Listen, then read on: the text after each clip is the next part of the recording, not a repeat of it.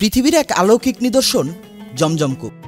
জমজম শুধু পানি নয়, এটি হলো আসমান থেকে নেমে আসা এক কুদরতি বিস্ময়। এক মায়ের কান্না, এক শিশুর পায়ের ঘর্ষণ আর আল্লাহর কুদরত মিলেই জন্ম এই জমজম কূপের। এই কূপ থেকে প্রতিদিন ৩১ কোটি ৮০ লাখ লিটার পানি ওঠে। তবুও এই কূপের পানি কোনোদিনও শুকায়নি, কমেও নি। আরও একটি বিস্ময়কর তথ্য হলো এই পানি জীবাণুমুক্ত, মানে কোনো ধরনের ব্যাকটেরিয়া বা ভাইরাস এতে টিকে থাকতে পারে না। রাসূলুল্লাহ সাল্লাল্লাহু আলাইহি ওয়াসাল্লাম ইরশাদ করেছেন, জমজমের পানিতে রয়েছে খাদ্যের বৈশিষ্ট্য ও রোগ থেকে মুক্তি। হযরত আবু যর গিফারি রাদিয়াল্লাহু আনহু ইসলাম গ্রহণের পূর্বে নবীজির কথা সত্যতা যাচাই করার জন্য মক্কা এসে ৩০ দিন পর্যন্ত অবস্থান করেন। এই পুরোটা সময় তিনি শুধু জমজমের পানি পান করেই কাটিয়েছেন। জমজমের পানি হলো মানব জাতির জন্য আল্লাহর রহমত।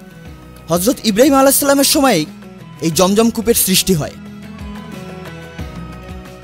আজ থেকে হাজার হাজার বছর আগে মক্কার জায়গাটায় তখন কিছুই ছিল না, না কোনো লোকজন, না ঘরবাড়ি, শুধু রুক্ষ গরম এক মরুভূমি।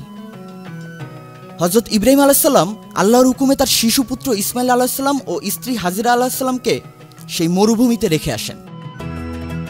সঙ্গে দিলেন সামান্য পানি আর কিছু খেজুর। কয়েকদিন পর তাদের খাবার শেষ হয়ে যায়। হাজিরা আলাইহিস সালাম কোনো কিছু না পেয়ে দৌড়াতে শুরু করলেন। সাফা পাহাড় থেকে মারোয়া পাহাড় দৌড়িয়ে ক্লান্ত হয়ে হাজিরা ফিরে এলেন তার ছেলের কাছে। আর তখন দেখেন ছোট্ট ইসমাইলের পায়ের নিচ থেকে পানি গড়িয়ে উঠছে। এ এক অলৌকিক ঘটনা। আল্লাহর রহমতে সেখানেই মাটি ফেরে বের হলো সেই আশ্চর্য কূপ। আর মা হাজেরা আনন্দে বলে উঠলেন, জমজম, মানে থেমে যাও। সেই থেকে কূপের নাম হয়ে গেল জমজম। আজকের দিনে এই কূপ মসজিদুল হারামের ভেতরে মাটির নিচে আছে। আর এখান থেকে প্রতিদিন কোটি কোটি মানুষের জন্য পানি তোলা হয়। এই কূপ থেকে প্রতিদিন ৩১ কোটি ৮০ লাখ লিটার পানি ওঠে। হজের সময়রা হাজিরা এই পানির বোতল নিয়ে যান আত্মীয়দের জন্য। সৌদি সরকারের নিয়ন্ত্রণে ৫০০ জন লোক এই পানির সংরক্ষণ, বিশুদ্ধতা আর বিতরণের কাজ করেন। রাসূলুল্লাহ সাল্লাল্লাহু আলাইহি ওয়াসাল্লাম বলেছেন, জমজমের পানি যে যেই নিয়তে পান করবে তার সেই নিয়ত পূরণ হবে। যদি তুমি এই পানি রোগমুক্তির জন্য পান করো, তাহলে আল্লাহ তোমাকে আরোগ্য দান করবেন।